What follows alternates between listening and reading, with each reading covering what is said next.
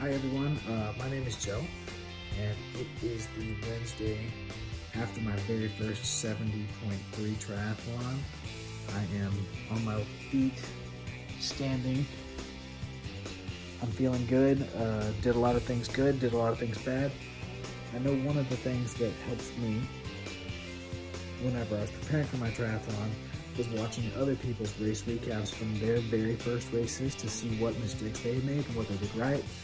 So I decided that I would contribute to that pile and make this video for anybody that was interested. So I hope you enjoy it.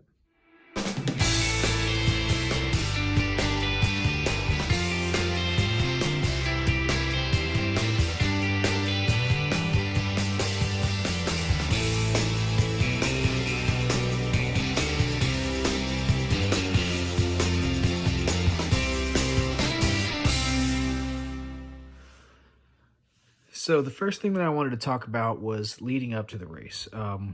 Months before the race, what I was doing. I did hire a coach who happened to be a friend of mine, a very experienced triathlete and a very successful triathlete.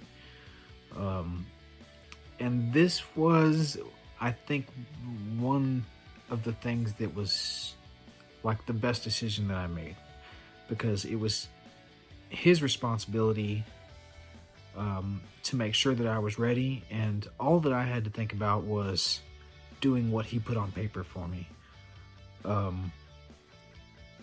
And as it turned out, on race day, my cardio was top notch.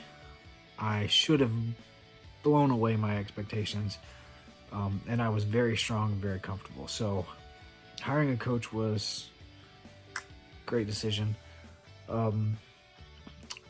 I was eating a lot of food because I was doing a lot of training, but I was mainly eating fruits, vegetables, like fruits and vegetables by the truckload, chicken, lean meat, and I ended up dropping about 15 pounds from the time that I decided I wanted to do the race until I got to the race. And then the last thing that I did to kind of prepare for the 70.3 was I got into a sprint triathlon. About a month before, they had Challenge Miami in Florida, and I signed up for Challenge Miami. I did the sprint, and that was also very critical to me having a good race, because I really made some huge mistakes in Miami that I made sure that were not going to happen again. Number one being, when I was in Miami, the adrenaline was insane. It was my very, very, very, very first triathlon ever. It was a sprint distance race, and when I jumped in the water, my first 100 meters was a 1 minute and 9 seconds, I think. It was just ridiculous. It was all out. And I blew up, obviously, after my first 100 meters. I couldn't breathe in the water. And, you know, it almost led to a panic, and it caused me to have to stop and really regain my breath, regain my focus, and then it made the rest of my swim really slow and terrible. So one thing that I took out of the sprint was how to really start the swim in the 70.3. I started the swim much slower, much calmer, even slower than my goal pace, and then worked my way up actually to faster than my goal pace. So the lesson that I learned at the sprint was very valuable. So I highly recommend that if you guys are going to do a 70.3 for the first time, have some sprints under your belt to kind of get the first race jitters out and learn some good first race lessons. Because something like that, I would not have probably been able to come out of in a 1.2 mile swim. So that weekend, the weekend of the race, my family got together because this was a big ordeal for us. We rented an Airbnb house. Probably hear my wife in the background going crazy. We rented an Airbnb house, and my mom, all my brothers, sister, obviously my wife, my kids, everybody stayed together. There were pros and cons to that. Obviously, your whole family wants to see you race, and you want the support system. That's a super pro. Having your family there, we got together, we were able to eat meals together. They helped me kind of take my mind off of the race weekend, and we ate together. We had that. It was just good vibes all weekend leading up to the race, and that was good.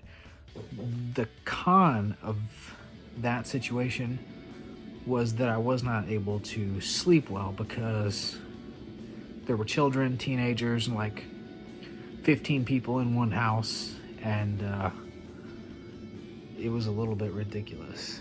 The noise and the teenagers that didn't want to go to bed until 4 o'clock in the morning.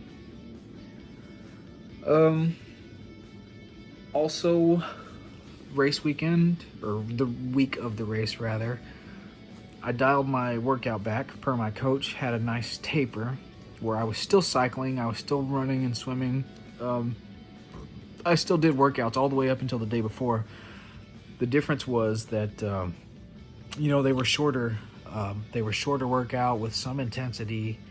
The biggest, most important one that I think everybody needs to make sure to do is an open water swim in the same environment that you're going to be swimming in at the race.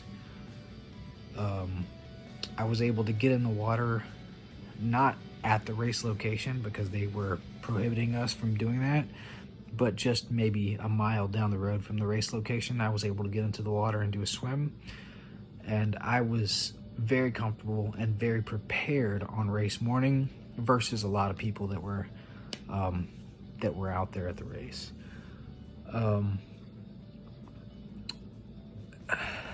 The day before the race, I had some pasta and chicken for lunch and some rice and chicken for dinner. And something that I did not do well is that I did not drink enough water. I had it in my mind that I was plenty hydrated and I didn't need to overhydrate, but I took that to the extreme and I really wasn't hydrated enough. That probably came back to bite me, and I'll talk about that later on in the video.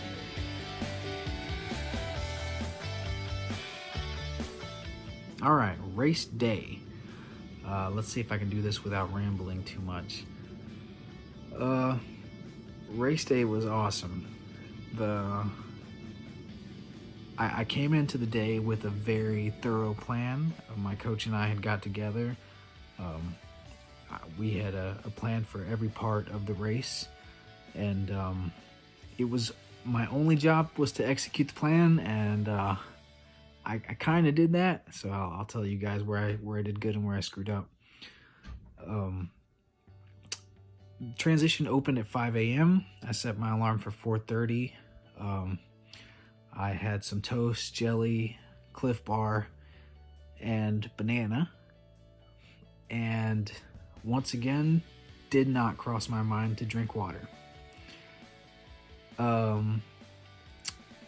Got all my stuff together in my transition bag, got my gear on, and had my wife drive me to the race. They made us park quite a ways away and walk in, so there were some jokes that we better get a 71.3 shirt, but it was good anyway. It was a good warm-up before the swim, just to get a good, nice walk in, get your blood pumping a little bit. The gear that I wore that morning, I wore my tri-suit to the race, and I wore sandals because I knew my first event was the swim. I don't recommend that. The sandals eventually were kind of rubbing me in between my toes because my walk was so long getting to the swim. I guess if I had a shorter walk, it wouldn't have been so bad, but I was having some problems with my sandals. And then the last thing I took was my air pump for my tires. I didn't really need to do that either because at the race there were literally 100 or more air pumps there for everybody to use. So I could have omitted that extra baggage, right? Transition set up. I got into the transition area. I laid out my towel. In the back of the towel, I laid out my running shoes, running socks, hat, bib. In front of that, all my bike stuff, my helmet, my glasses that I wore.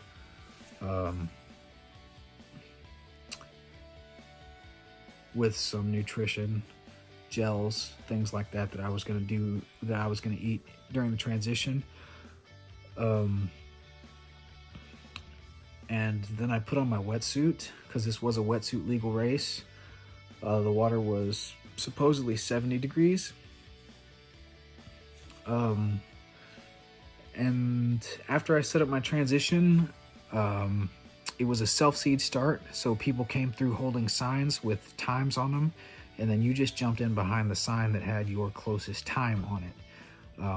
I jumped in on the 37 to 40 minute time slot.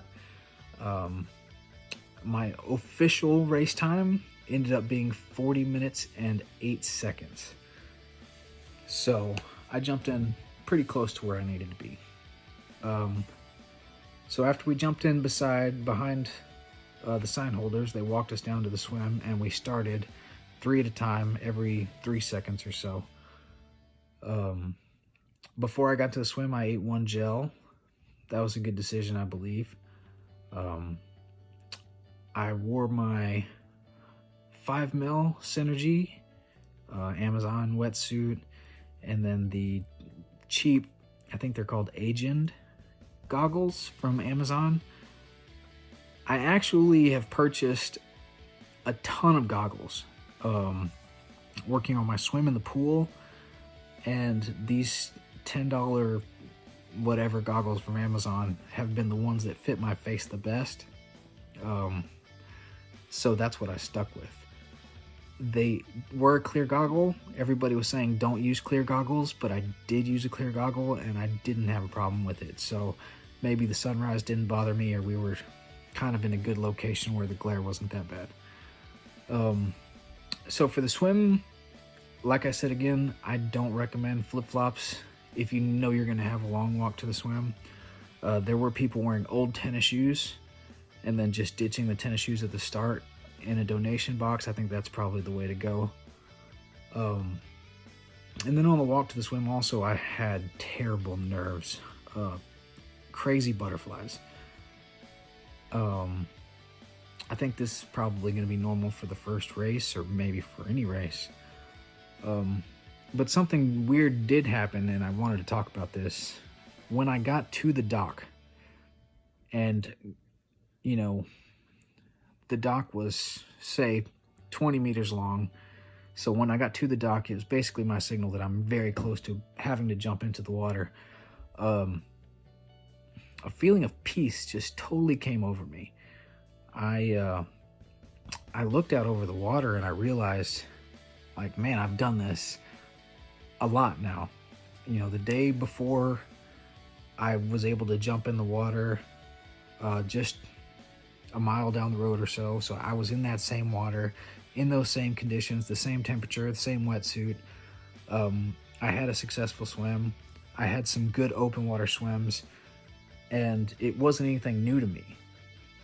The reason why I say that is because I learned later that it was new to a lot of people, and they ended up having to pull out like a couple of hundred people at least, because the water was choppy, the water was salty, the water was murky, and people were uncomfortable, panicking.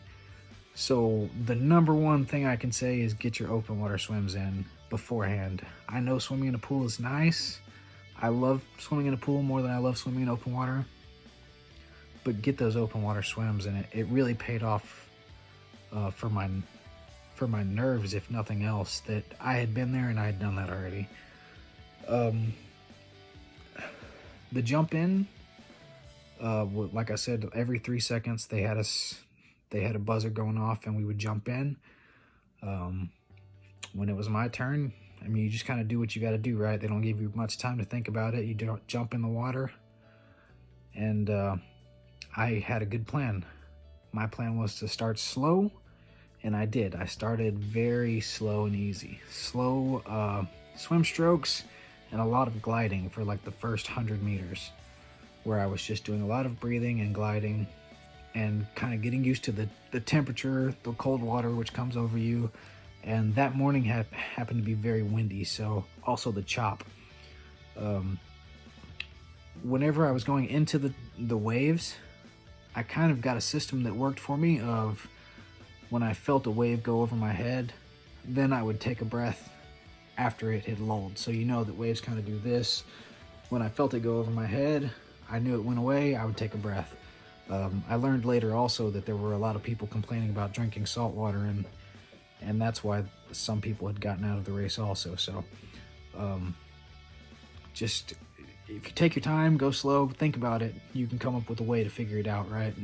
And do the swim properly. Another thing that had worked for me that I'd never done before was I kind of sighted off into the distance. There was lots of buildings around this lake, or around the bay that we were at, and instead of lifting my head up forward every so many strokes, the waves were big enough to where when I was lifting my head up, I wasn't really able to see much in front of me anyway. So I started just turning my head a little bit extra to the side and picking a building and making sure that building was exactly in front of me while I was swimming, so that I knew that I wasn't turning off course. And that worked out really great for me too, actually. If you see the same benchmark every time you turn your head, then you know that your body hasn't shifted direction. And that really showed in my Strava. It was a good straight swim. I didn't have any zigzagging. My time on my swim, like I said, was 40:08, which is, for me, I'm not a strong swimmer. That was a really good time. I think in the future, I'll probably use that method again. So that's something, if the water's so choppy when you lift up your head you can't see in front of you, that was the option that I found that worked for me on the fly. And man, I'm really happy with how it turned out.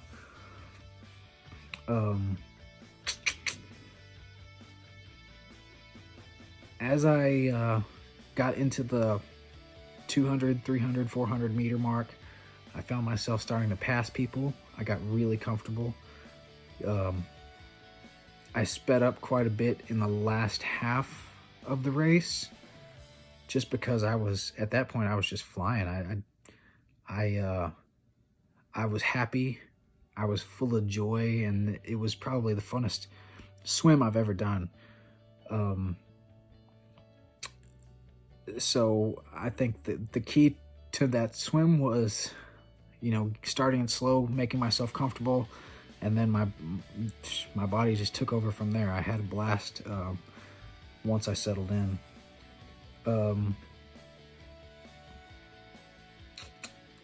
One thing that I will say is that about 3/4 of the way through the swim, my watch buzzed for the third time. That told me I was 3/4 of the way done.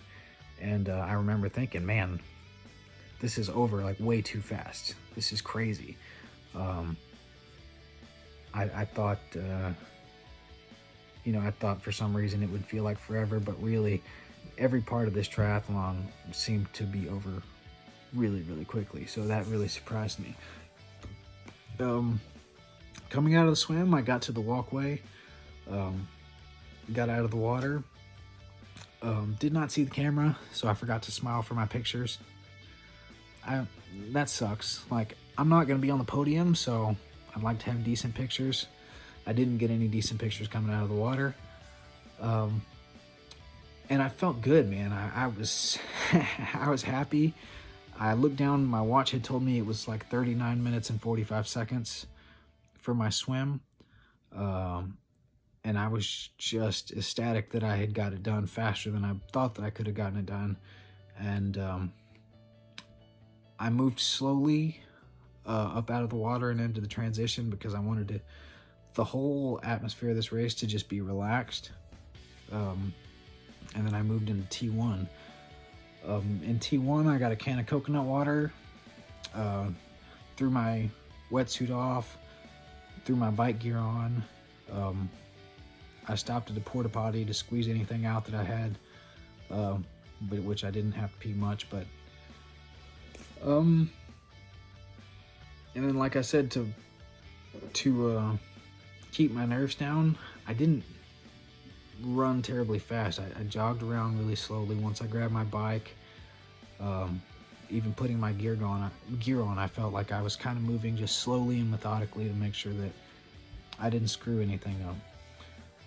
When I left T1, my uncle and his wife were waiting there at the bike start, and they yelled at me, and they were the last faces that I got to see as I moved out, which was a fantastic way to start the bike. To have friends and family there at the transition was really, really great for my bike. Whenever I, jumped on the bike, my official bike time was 2 hours, 44 minutes, and 53 seconds. I will say that I train the most on the bike, so I am the most comfortable there. I was looking forward to the bike more than anything else. And the first half of this ride went super smooth. We had a perfect tailwind. My average speed going out was 27 miles an hour. I had a great plan with my coach. My plan was to hit 180 watts and stay there no matter what. So he said, even though you have a tailwind, don't get all crazy and try to kill it. Just stay at 180 watts no matter what. So I did that. My big mistake, the thing that cost me my goal time on this race, was my nutrition. I had a plan. I had 3 bottles. All 3 of those bottles were supposed to be gone, and I only drank about less than 2. I got focused on eating more gels and drinking less water because I thought I was sweating less. I wasn't really, I guess in the heat of the moment, I didn't think I was sweating so much, but it turns out I was sweating quite a bit, and I did need that extra water, and that came back to bite me in the run. The second half of the ride was super rough. I mean, you could see it in everybody. As soon as you turn that U-turn, the wind just got sucked out of your sails. The headwind that was coming straight at you was intense, and my speed went from 27 miles an hour to 15 miles an hour at the same 180 watts. But I stuck to the plan, hit 180 watts, just kept it going, tucked myself down as aero as I could possibly be, and I took off. I passed, overall, I think almost 300 people on the bike, which was fun. You know, that's fantastic. And I know that a group of folks got in trouble behind me for drafting off of me. So I had a really successful bike. I don't know what the family's doing out there. I had a really successful bike. Really good plan. The 180 watts worked perfect for me. And at the time, my nutrition felt like it was spot on also. After fighting the wind, got back to T2 and jumped off the bike feeling strong, man. I had the same mentality in T2 that I had in T1. I was going to move slow for my nerves and also for my recovery. So I just had a slow jog in T2, racked my bike, got my bike gear off, got my run gear, my running shoes on, One thing that I did do is I took a few seconds, maybe a minute, to do some light stretches. Did some calf stretches. Just some leg stretches before I took off on the run. I ate another gel, which I was eating gels like crazy, thinking for some reason that I was going to prevent a bonk by eating gels, but I totally forgot about hydration again. All I had to do was stick to the plan. I couldn't do it. So my official T2 time was 5 minutes and 2 seconds. Like I said, I moved really slow, and I did stretch in between there a little bit. And then I took off starting the run. In the run, I felt strong. I was, man, I felt good when I first started. I have a pair of Brooks that I laced up. I have a hat that I wear. I put all that on, took off, and I was excited about this course too, because it's kind of interesting. Like, you don't get bored. There's lots of turns, you're running next to water, you're running through parks, you're running through a lot of different areas. There's some parts of it that were gravel. It was a cool course. And the first 7 miles, I did run strong. I ran as good as I had planned to run. My goal speed was to be between 9:50 and 10 miles, and I mean 9:50 and 10-minute miles, and I was right there. And I could have done it all day long. My cardio, I was smiling. There's videos of me just happy and going until I wasn't happy anymore. So then this is where things started blowing up. After mile 7, between 7 and 10 or 11, I started feeling little tinges in the back of my calves. Like, oh, that was strange. Like just a little tinge, but it wasn't really enough to throw me off completely. It was enough to slow me down. So my mile speeds decreased to like 10, 15, 10, 20. And it was not super regular at that point. It was just kind of every once in a while I would feel these little tinges. I was picking up Coke, I was picking up Gatorade, and I picked up even some water, but at that point I couldn't put any more in my belly because I had eaten too many gels, and I was just full. There was nothing I could do. There was nothing I could put in my belly at that point. So mile 10, 11 came around, and the bad cramps started to hit me. I would almost be knocked off my feet, just have to go to the ground in pain because my leg cramps were so bad. And it happened when I ran. After I would cramp, I could walk, and I would walk until my legs felt better. But anytime I tried to run, my legs would just totally seize up, which was a terrible feeling. And I was so mad because I looked at my Garmin. My heart rate was low, my energy level was still really high, and my legs weren't working, and it was, oh man, it's so bad. So what I was forced to do was kind of like a run-walk mixture, where I would jog for a minute until I had bad cramps, and then once I had cramps, I would stop and I would walk. And then once I felt like the cramping had subsided, I would jog again until my legs seized up again. And that's just how I finished the race. Overall, my bad run still wasn't that bad. My run time was 2 hours, 26 minutes, 26 seconds. And my goal time was 2 hours and 10. So I did flop it, but I didn't flop it that bad. And if I would have been able to finish, I would have really blown my goal out of the water. So lesson learned. Next time I'm gonna definitely pay better attention to my hydration.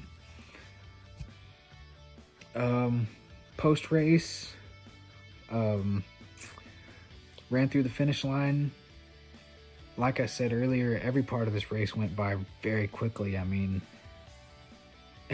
it was like it started and then it was finished. Even having to walk and stuff during the run portion, it still went by super quick. They funneled us out, gave us some food, went back to the transition and got my bike, and went and met up with my family. It was really emotional deal for me,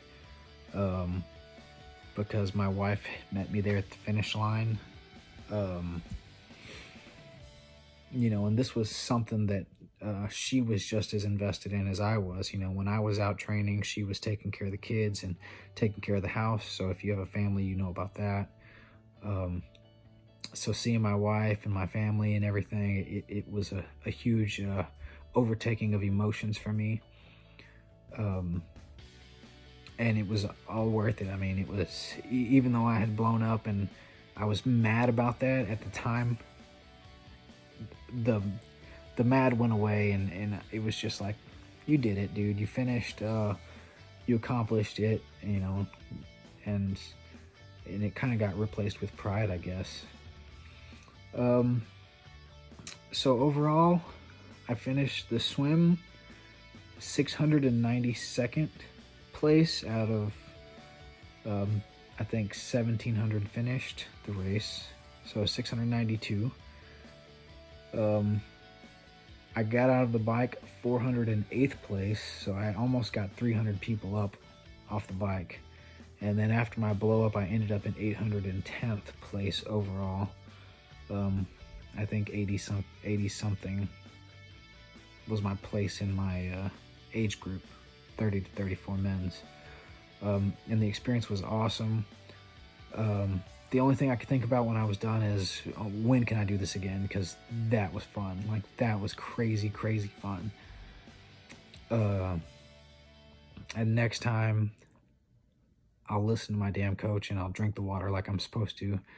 And maybe the execution will go a little bit better and I'll have, you know, an even better time. So that was really it. My next race in the books is Ironman 70.3 Cozumel in September. I need to say thank you, I suppose, to my family and my friends that came out, and even those that didn't, and those that just reached out and told me congratulations or gave me some words of encouragement. My wife for always, you know, running the house while I was out training, and this has been as much her doing. You know, she's responsible for my success just as much as anybody else. My coach, Quentin, dude is awesome. He makes sure that I stay on top of my stuff. My new race friends, man, I met a lot of athletes that day, and it's just like such a camaraderie. I'm excited about, you know, meeting new people and you know, all these like-minded people. It's really nice once you get there, you see. And then obviously the Ironman volunteers. Race doesn't happen without the volunteers, and that day there was, you know, a bunch of people there helping me out, making sure I had, you know, what I needed, making sure I knew where to go. Those people are essential and they're great, so make sure to thank them on your first races. That's really all that I've got. If you have any questions, I'll be happy to answer them. Shoot me a message or something. Other than that, thanks for watching.